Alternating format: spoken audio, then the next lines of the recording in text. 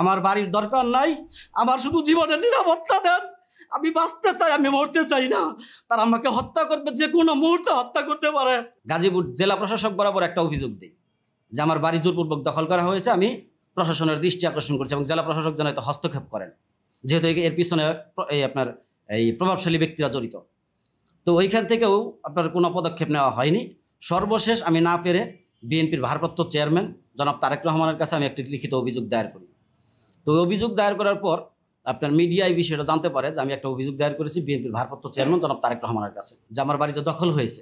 আমার বাড়ি দখল করার পর আমার বাড়িঘর ভাঙচুর করছে, ভাঙচুর করে ওইখানে ময়দান বানাইছে।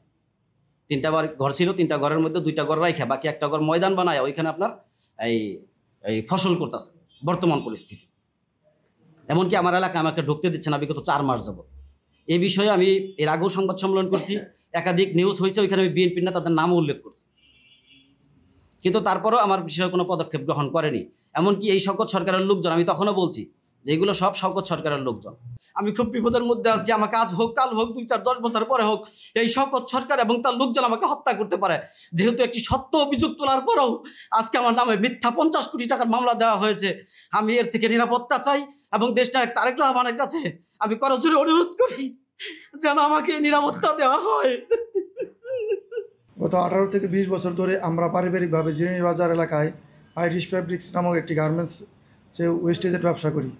ফ্যাসিবাদ আওয়ামী লীগ সরকার থাকার সময়ে আমাদের ব্যবসা কেউ দখল করতে পারেনি। ব্যবসা রক্ষা করতে হলে অগ্রিম এবং মাসিক অঙ্কের চাঁদা দাবি করেন তিনি।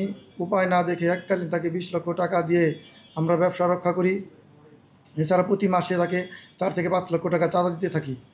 এছাড়াও তার সহযোগী সাইফুল ইসলাম সরকারকেও প্রতি মাসে 50,000 টাকা দিতে হয়। গত কোরবানির ঈদের সময় পারিবারিকভাবে অনেক টাকা খরচ হয়, তাই মাসিক 4,000 টাকা দিতে কয়েকদিন দেরি হয়। এতে শওকত সরকার আমার উপর ক্ষিপ্ত হয়ে তার লোকজন দিয়ে আমার ব্যবসা দখল করে নেয়।